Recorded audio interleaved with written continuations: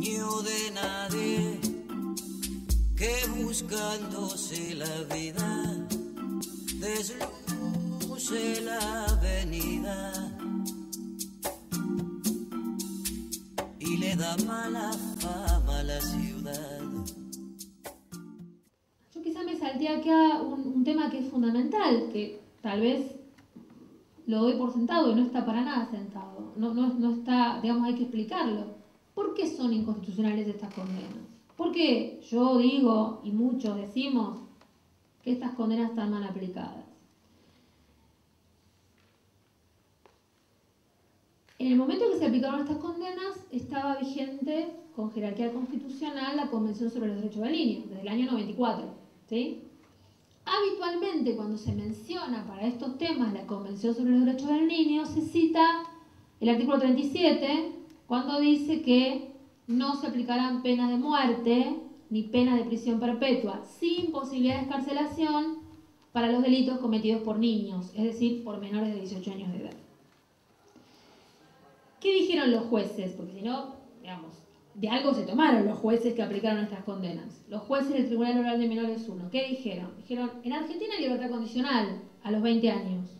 Es decir, no estamos hablando de una pena de muerte sin posibilidad de excarcelación, porque a los 20 años pueden tener la libertad condicional. Frente a eso, muchos decimos, punto 1, no es lo mismo libertad condicional que excarcelación. La libertad, primero que 20 años es muchísimo tiempo, no es poco tiempo, es muchísimo tiempo. Pero además, la libertad condicional no puede suceder, no se puede otorgar a los 6 años, a los 10, a los 12. Hay que esperar sí o sí 20 años. En cambio, la excarcelación a la que se refiere el artículo 37 de la Convención sobre los Derechos del Niño tiene que ver precisamente con la posibilidad que el juez tenga de ir viendo cómo el adolescente va cumpliendo su pena de prisión, cómo va cumpliendo con los objetivos de resocialización, de tratamiento, de educación, etc. Y la posibilidad de revisar la condena por cada tanto tiempo, por periodos muy cortos. Hay legislaciones que tienen eso previsto para cada 6 meses, que el juez pueda revisar si todavía tiene sentido que ese joven siga preso o si es mucho mejor que esté en libertad conforme a su desarrollo personal, educativo en prisión. Ese es el sentido de ese artículo 37, cuando dice la excarcelación. La excarcelación que se puede dar en cualquier momento del transcurso de la pena. No una libertad condicional que sí o sí exige que se espere 20 años. Esto es una primera respuesta a ese primer argumento. Y lo otro, que es lo más grave de lo que hicieron los jueces, se olvidaron, no leyeron, no vieron el otro inciso del artículo 37, cuando dice que la pena de prisión se aplicará como último recurso y por el plazo más breve que proceda. Y aquí habitualmente se dice por el plazo más breve posible. No, por el plazo más breve que proceda, que no es lo mismo, me parece. Lo que procede es lo que debe ser, ¿no? Lo posible, algunos jueces a veces, ustedes habrán leído algunos fallos o escuchado en que dicen, por la demanda punitiva que existe en la sociedad o para calmar los reclamos de más seguridad de la sociedad, aplicamos una pena de 40 años. Y yo creo que en la cabeza de esos jueces la idea es, esto es lo posible, esto es lo que puedo hacer, porque si yo escarcelo a este sujeto o lo libero aunque no tenga demasiadas pruebas o le pongo una pena de 3 años, me van a querer linchar, no puedo hacer esto. Entonces lo posible, lo que puedo hacer es aplicar estas penas. En cambio, lo que procede es lo que indudablemente hay que hacer. ¿Y qué era lo que había que hacer en ese momento? Voy a tratar de explicarlo de la manera más accesible posible, porque es el nudo central de nuestro razonamiento. El régimen penal de la minoridad, que es una ley de la dictadura, es otra ley de la dictadura. Habitualmente se menciona o se dice que la ley de medios era la única ley de la dictadura. No, después se dice, bueno, también está la ley de entidades financieras, correcto, pero queda otra, y muchas más, pero queda otra muy importante que es esta, que es la ley el régimen penal de la minoría. Fue creado por los asesores de los dictadores en el año 1980. Es decir, no había parlamento, no había nada, era la Comisión de Asesoramiento Legislativo, algo que se llamaba CAL, que era la que dictaba leyes en la dictadura. Bien, régimen penal de la minoría. No vamos a meternos a analizarlo a fondo, solamente este punto. ¿Qué dice el régimen penal de la minoría, la ley 22.278, frente a un caso, un delito cometido por un adolescente punible de 16 o 17 años? Dice que los jueces tienen 3 alternativas: absolverlo, aplicarle la misma pena que a un adulto o aplicarle la pena prevista para la tentativa del delito de que se trate. Es decir, una pena menor. La tentativa tiene siempre una pena obviamente menor. El delito tentado es un delito no realizado y tiene una pena menor. ¿Cuál es la pena prevista para la tentativa de homicidio? 10 años. De 10 a 15 años, dependiendo de las características del homicidio. Entonces, lo que decimos es, olvidémonos de que los jueces fueran a absolver. No iban a absolver porque eran delitos graves, evidentemente no descartemos la posibilidad de la absolución. Le quedan 2 alternativas, ¿no? La pena prevista para la tentativa o la misma pena que un adulto. Yo tengo acá la ley 22.278 que me dice eso. Usted señor juez puede. Misma pena, tentativa. Pero tengo la convención, que tiene mucha más jerarquía que esa norma de facto. Tiene jerarquía constitucional. Sin duda tiene más jerarquía. Tiene más jerarquía que cualquier ley, pero mucho más que una norma de facto sancionada por dictadores. Y la convención, con jerarquía constitucional, desde hacía 5 años, o sea, desde el año 94 ya tenía jerarquía constitucional. Jerarquía constitucional quiere decir que es lo mismo que la Constitución, no que está al lado de la Constitución, un poquito más abajo, es la Constitución misma.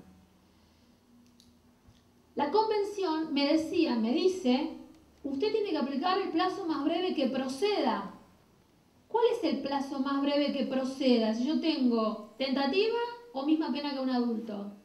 No hay duda que el plazo más breve que procedía era la pena de la tentativa. Ya no era una facultad de los jueces.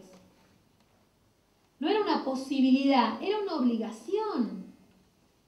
Si hubieran aplicado armónicamente y de modo integral esa norma de facto, que es la que todavía tenemos, la única que podían aplicar, de modo integral con la Convención, interpretada a la luz de la Convención.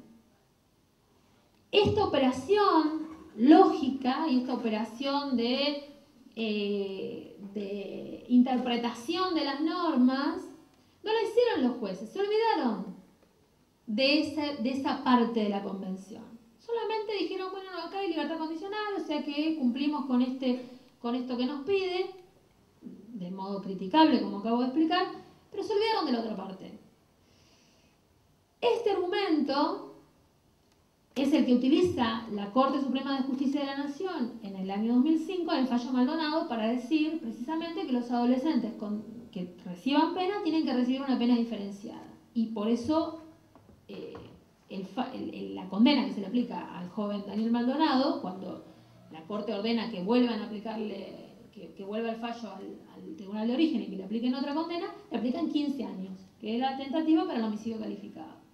Es decir, que igual es una enormidad. Yo quiero decir que estamos hablando de 15 años, no estamos hablando de penas, insisto, como que es el doble del máximo de las penas que están previstas en los nuevos proyectos que están en la Cámara de Diputados que vienen con media sanción del Senado. Pero bueno, aunque fueran, digamos, aunque si se les hubiera aplicado a estos jóvenes, o si se conmutara la pena a estos jóvenes a esos 15 años, que es una enormidad, podrían salir en libertad mañana mismo, porque ya tienen cumplidos esos 15 años. Entonces, y cierro realmente ahora, una alternativa es la conmutación de penas, que podría ser una conmutación de penas a 15 años sobre la base de estos argumentos que acabo de dar. La otra posibilidad es la sanción de un nuevo régimen penal juvenil. Pero acá otra vez estamos en problemas porque estamos en año electoral. Y en el Parlamento Nacional se discuten muy pocas cosas. Y de las pocas que se discuten, no se discuten aquellas que sean más o menos conflictivas. Y esta es un poco conflictiva. Un poco bastante. Entre otras cosas, porque, y esta es otra batalla en la que estamos un poco más contentos de los resultados, esa media sanción que yo les acabo de comentar, que viene del Senado de un nuevo régimen penal juvenil, venía con baja de edad de punibilidad a los 14 años. Y en la Cámara de Diputados, cuando se empezó a tratar ese proyecto en las comisiones que le tocaba ser tratado, en primer lugar en la de legislación penal, luego de una enorme discusión y batalla y intercambios y pedidos de opiniones, se produjo una muy interesante, a mi juicio, entente, convergencia de fuerzas del oficialismo y de la oposición. Digamos, se formó una alianza ad hoc en esa comisión de legislación penal entre los diputados del Frente para la Victoria, los diputados del Proyecto Sur, los diputados del Partido Socialista, los del GEN, y todos acordaron un dictamen de mayoría que rechazaba la baja de la edad de punibilidad. Es decir, tomaba el proyecto del Senado, el proyecto que venía del Senado, casi en su totalidad, menos la baja de la edad de punibilidad. Lo mismo se produjo por una mayoría muy ajustada, fue 16 a 15 los votos. El dictamen de mayoría contra el dictamen de minoría, que quedó, digamos, el dictamen de minoría eran la Unión Cívica Radical, el PRO, el Peronismo Federal, y no sé si me olvidó alguno más, creo que no. Y esa misma mayoría se reprodujo en la Comisión de Niñez, Adolescencia y Familia, de rechazar la baja de la edad. Si se sancionara alguno de los proyectos, cualquiera, que está circulando en la Cámara de Diputados, también estos jóvenes saldrían inmediatamente, porque, repito, el máximo de pena que prevén son 7 años. O sea, obviamente, por aplicación de la ley penal más benigna, inmediatamente saldrían en libertad. Es decir, hay una vía de solución cuya responsabilidad es la del Poder Ejecutivo, hay una vía de solución cuya responsabilidad es del Poder Legislativo, y hay una vía de solución cuya responsabilidad le compete al Poder Judicial, que sería la revisión de estas condenas. En el caso de los jóvenes mendocinos están presentados los pedidos de revisión.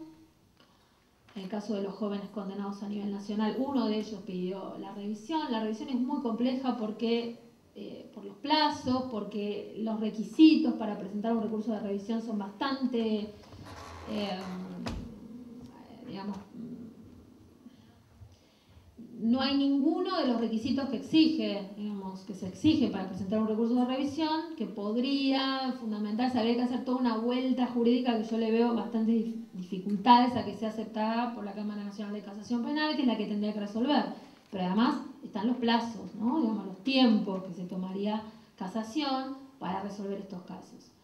Entonces, los casos están abiertos.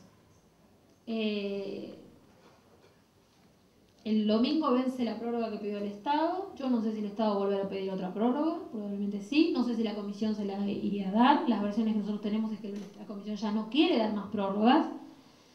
Y que digamos, si no hay una oferta de solución concreta, el caso iría a la Corte Interamericana de Derechos Humanos. 2 de los jóvenes están hoy alojados en la cárcel de Cacheuta, que es donde quizás ustedes han leído en la última semana, que es en Mendoza, al pie de la cordillera de los Andes, se produjo un supuesto motín, un reclamo. Están alojados ahí, un lugar que es difícil de estar ahí una hora, porque está en el medio de la nada, realmente. Es una típica cárcel para separar a los presos de la sociedad. Está a 50 kilómetros de la ciudad de Mendoza, al lado, cerca de la ruta 7, no hay medios de transporte, los familiares les resulta muy difícil llegar, es caro llegar ahí, no hay nada alrededor. Una persona puede, no sé, gritar, desgañitarse, supuesto nadie la va a escuchar porque llegan las compañeras de la Procuración. No hay manera de ser escuchado en la cárcel de Cacheuta. Y los otros 3 están, 2 en la unidad 4 de La Pampa, Claudio Núñez y César Mendoza, y Lucas Mendoza está en la cárcel de Marcos Paz. Y entonces yo voy a cerrar porque lo que yo intento es que se escuche la voz de ellos a través de sus historias. Y entonces yo lo que voy a cerrar en la presentación del libro con la voz de Lucas. Me presento, Lucas Matías Mendoza, actualmente alojado en el Complejo Penitenciario Federal 2 de Marcos Paz, condenado por el Tribunal Oral de Menores número 1 de la capital federal a la pena de prisión perpetua por hechos cometidos cuando tenía 16 años de edad. Me resulta difícil explicar con palabras lo que siento, lo que pienso. Hay un dato que quiero destacar. Me condenaron a una pena que era mayor a la edad que yo tenía. Me mataron en vida. Hoy, con 30 años y un hijo de 4, con casi ceguera avanzada por desprendimiento de retina en el ojo izquierdo producto de un golpe y en el ojo derecho por cicatriz de toxoplasmosis. La mayoría de los elementos que hacen a una vida normal, uso de celulares, internet, etc., los conozco de forma indirecta, por comentarios. Mi vida se quedó en el tiempo. Me siento una persona totalmente disocializada. Toda mi posibilidad de socialización está limitada a mi familia y a los internos con los que comparto el encierro. No voy a eludir la responsabilidad de los hechos que me trajeron a la cárcel. Solamente quiero destacar que era menor, que no tenía la suficiente madurez como para medir las consecuencias de mi comportamiento. Este es uno de los motivos que los menores reciban un trato penal diferente. Lucas Matías Mendoza, DNI 28314-991. Bueno, eso que hice con esa sencillez, Lucas, es lo que yo traté de contar y de mostrar aquí. Y bueno, gracias por escuchar.